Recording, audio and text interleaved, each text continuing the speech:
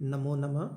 ब्रह्मचारियों को किस प्रकार के अधोवस्त्र, उत्तरीय वस्त्र, मेखला और जनेऊ धारण करना चाहिए, ये हम पढ़ चुके हैं।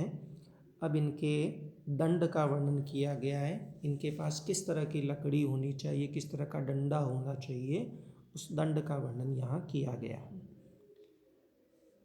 ब्राह्मणो बैल्वपालाशौ क्षत्रियौ वाटखादिरौ पैलवौ उदुम्बरौ वैश्यो दंडान अर्हन्ति धर्मतः। धर्मानुसार ब्राह्मण बैल्वपालाशौ, बिल्व अथवा पालाशौ, पलाश के वो दंडान अर्हन्ति, यहाँ जुड़ेगा, दंड को धारण करने योग्य हैं। क्षत्रिय ब्रह्मचारी वाट खादिरौ, वाट वट शब्द से बना हुआ है, वट वृक्ष, बड़ जिसको बोलते हैं, और खदिर से बना हुआ है, जिसको अपनी आम भाषा में खैर कहते हैं। तो क्षत्रिय वटवृक्ष की अथवा खैर की लकड़ी का बना हुआ जो दंडान है, उन दंडों को अर्हन्ति, धारण करने योग्य हैं। वैश्य पैलवो उदुम्बरौ, वैश्य जो ब्रह्मचारी होगा वह पैलव, पीलू, अथवा उदुम्बरौ, उदुम्बर यानी गूलर, तो गूलर की लकड़ी के बने हुए डंडों को अर्हन्ति, योग्य होते हैं, धारण करने योग्य होते हैं। ये विकल्प है, ऐसा नहीं कि वो दो दंड धारण करेगा ब्राह्मण, बिल्व और पालाश दोनों का नहीं, दोनों में से किसी एक की लकड़ी का बना हुआ दंड ही धारण कर सकेगा। अब दंडों की ऊंचाई, उनका प्रमाण कितना होना चाहिए, अगले पद्य में वर्णन है। केशांतिको ब्राह्मणस्य दंड कार्य प्रमाणतः ललाट सम्मितो राज्ञ स्यात्तु नाशांतिको विष। ये जो पृथक्करण किया गया है, इससे ब्राह्मण, क्षत्रिय और वैश्य की दूर से पहचान हो जाती है, गुरु को पूछने की आवश्यकता नहीं पड़ती है। ब्राह्मणस्य दंडः, ब्राह्मण का दंड प्रमाणतः, प्रमाण के अनुसार तो केशांतिक, केशों तक पहुँचने वाला, नीचे पैर के अंगूठे से लेकर के केशांतिक, केशों तक पहुँचने वाला कार्य करना चाहिए। राज्ञः, क्षत्रिय का दंड है वो ललाट सम्मित, ललाट तक का, माथे तक पहुँचने वाला होना चाहिए। और विषः तु, जबकि वैश्य का तो दंड है वो नासांतिक स्यात्, नासिका पर्यंत पहुँचने वाला स्यात् यानी होना चाहिए।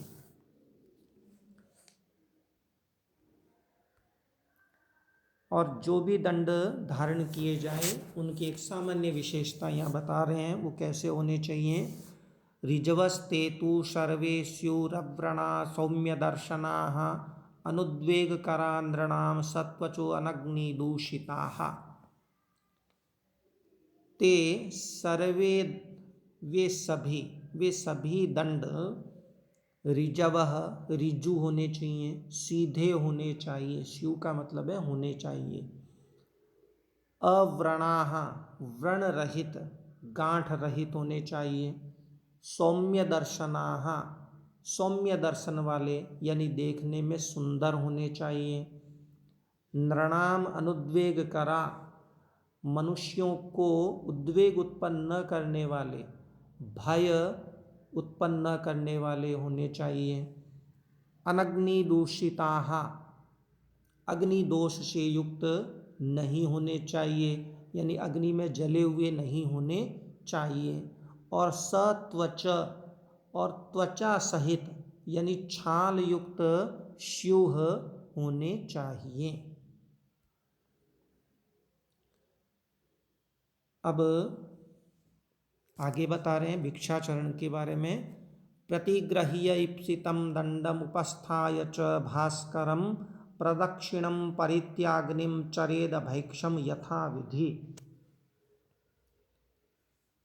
अब ब्रह्मचारी क्या है? ब्राह्मण इत्यादि ब्रह्मचारी ईप्सितम दंडम, इच्छित दंड को प्रतिगृह्य ग्रहण करके, लेकर के, भास्करम च और भास्कर के, सूर्य के, उपस्थाय सम्मुख खड़ा होकर, अग्निम, अग्नि की, प्रदक्षिणम परित्य, प्रदक्षिणा करके, परिक्रमा करके, यथा विधि, विधि के अनुसार, जैसा विधान बताया गया है विधि के अनुसार विधि पूर्वक भैक्षम चरेत, भिक्षा मांगे, भिक्षाचरण करे। जैसे अगले पद्य में आ रहा है, भवत पूर्वम चरेद भैक्षम उपनीतो द्विजोत्तम भवन मध्यम तु राजन्यो वैश्यस्य भवदुत्तरम। उपनीत, उपनीत हुआ, यज्ञोपवीत धारण किया हुआ, उपनयन संस्कार से युक्त हुआ, द्विजोत्तम, द्विजों में जो उत्तम है, ब्राह्मण क्षत्रिय वैश्य तीनों ही द्विज कहलाते हैं, लेकिन उनमें उत्तम है ब्राह्मण। तो उपनयन संस्कार किया हुआ द्विजोत्तम ब्राह्मण, वो भवत पूर्वम, भवत शब्द को पहले रख करके, भैक्षम चरेत, भिक्षा का आचरण करे। जैसे भवती भिक्षाम देहि, इस प्रकार का वाक्य उसे बोलना चाहिए। भवन मध्यम तु राजन्यो, तू जबकि राजन्य क्षत्रिय, क्षत्रिय तो भवन मध्यम, भवत शब्द का मध्य में प्रयोग करके भिक्षाचरण करे। जैसे भिक्षाम भवती देहि, या भवती शब्द, भवत शब्द मध्य में आया है। वैश्यस्तु भवद उत्तरम, तो जबकि वैश्य है वो भवद उत्तरम, भवत शब्द का उत्तरम, उत्तर में, अंत में, वाक्य के अंत में प्रयोग करके भिक्षाचरण करे। जैसे भिक्षाम देहि भवती, इस प्रकार का प्रयोग उसे करना चाहिए। पहली, सबसे जो पहली भिक्षा है वो किससे मांगनी चाहिए, इसका उल्लेख यहाँ किया गया है। वास्तव में पहली भिक्षा उससे मांगनी चाहिए जो इनका अपमान न करे। तो पहली भिक्षा या तो माता से मांगे, या बहन से मांगे, या मौसी से मांगी जा सकती है, जो इनके अपने होते हैं, जो इनका अपमान नहीं करते हैं। मातरम वा स्वसारम वा मातुर्वा भगिनीम निजाम भिक्षेत भिक्षाम प्रथमम या चैनम नावमानयेत। मातरम, माता से, अथवा स्वसारम वा, अथवा स्वसा से, जिसको अपन आजकल की भाषा में स्वासनी कहते हैं, यानी बहन, बहन से, मातुर्वा अथवा माँ की, निजाम भगिनीम, अपनी बहन से, माँ की सगी बहन से यानी मौसी से,